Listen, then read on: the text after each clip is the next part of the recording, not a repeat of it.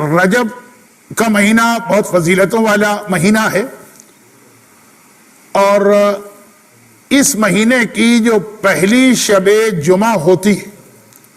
اس کا نام ہے لیلۃ الرغائب۔ لیلہ مانے رات، رغائب رغبت کی جمع ہے، یعنی رغبتوں والی رات، انعامات والی رات۔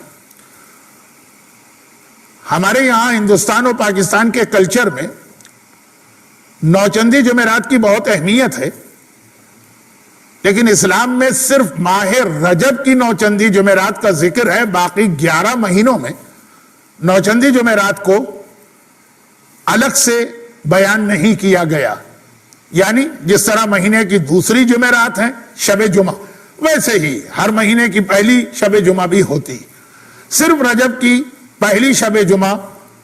جو انڈین اور پاکستانی کلچر میں نوچندی جمعرات کہلائے گی، اس کا الگ سے تذکرہ آیا ہے اور اس کے اعمال بھی آئے۔ مگر ایک بات یاد رکھیے گا، ہمارے پاس جتنے اعمال ہیں سال کے، ان میں سب سے کمزور اعمال لیلۃ الرغائب کے۔ لیلۃ الرغائب کے اعمال کے ساتھ ایک بڑا مسئلہ یہ کہ اس کی ہمارے پاس ایک ہی حدیث ہے، اور وہ حدیث بھی اہل سنت راویوں کے ذریعے سے آئی ہے، گرچہ ہمارے علماء نے اس کو کوٹ کیا ہے، علامہ ہلی نے بھی ذکر کیا ہے، سید ابن طاؤس نے، لیکن ان سب نے حدیث پہنچائی اہل سنت راویوں تک اور پھر وہاں سے رسول خدا تک۔ اگرچہ ابن طاؤس نے ایک جملہ یہ لکھا کہ میں نے بعض شیعہ علماء کی کتاب میں بھی اس کو دیکھا، کون علماء، کون سی کتاب، ذکر نہیں کیا۔ تو بہرحال ایک اچھی چیز ہے، کوئی بری چیز بھی نہیں ہے اعمال میں، اور یہ جملہ سید ابن طاؤس کا تو ہمارے مراجع نے کہا کہ آپ رجا کی نیت سے یہ اعمال کر سکتے ہیں، لیکن پھر جملہ کہہ دوں کہ سال میں جتنے اعمال ہیں پورے 12 مہینوں کے، ان میں سب سے کمزور اعمال یہ۔ اور یہ عمل ہے کیا؟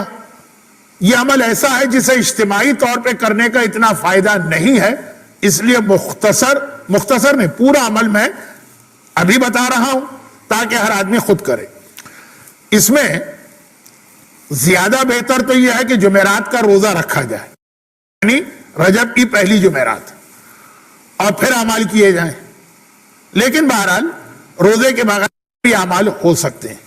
اور اعمال جو ہے صرف اس کا نام ہے اعمال لیلۃ الرغائب، صرف یہ کہ 12 رکعت نماز پڑھنا ہے،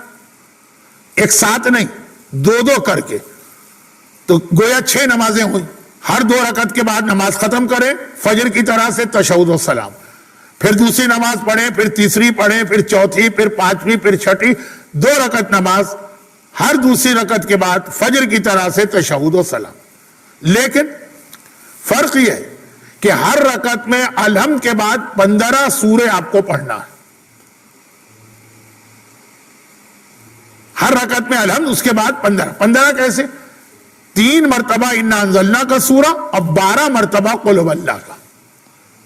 یعنی 15 الگ الگ سورے نہیں پڑھنا ہے، قل هو اللہ اور انا انزلنا،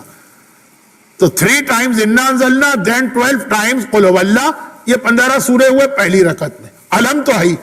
سیکنڈ رکعت میں بھی الحمد کے بعد پھر یہی 15 سورے، اور پھر نماز ختم، پھر آپ کھڑے ہو جائیے گا، دوبارہ یہی نماز پڑھیے گا، اس میں بھی ہر رکعت میں الحمد کے بعد 15 سورے، 15۔ اس طرح سے 6 نمازیں آپ کو پڑھنا ہے، ہر رکعت میں 15 سورے، 3 انا انزلنا پلس 12 قل هو اللہ۔ جب یہ نماز ختم ہو جائے، یعنی 12 رکعت ہو جائے، تو آپ کو 4 الگ الگ جملے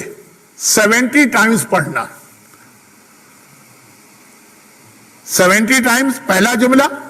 پھر 70 ٹائمز دوسرا، پھر 70 ٹائمز تیسرا، اور پھر 70 ٹائمز چوتھا۔ لیکن کس طرح کہ جب آپ کی 6 نمازیں ہو گئیں اور آپ نے چھٹی نماز کے آخر میں کہا السلام علینا وعلی عباد اللہ الصالحین، السلام علیکم ورحمۃ اللہ وبرکاتہ، اللہ اکبر اللہ اکبر اللہ اکبر، اب بیٹھے بیٹھے 70 ٹائمز یہ جملہ پڑھیے گا، اللہم صلی علی محمد، النبی الامی وعلی آلہ، بہت ہی مختصر، اللہم صلی علی محمد النبی الامی وعلی آلہ، یہ 70 ٹائمز آپ نے اسی طرح بیٹھے بیٹھے جملہ کا، پھر آپ چلے جائیے سجدے میں، اور سجدے میں 70 ٹائمز دوسرا جملہ پڑھیے، وہ بھی آسان ہے، سبوح قدوس ربنا ورب الملائکۃ والروح، بلکہ ربنا بھی نہ کہیے،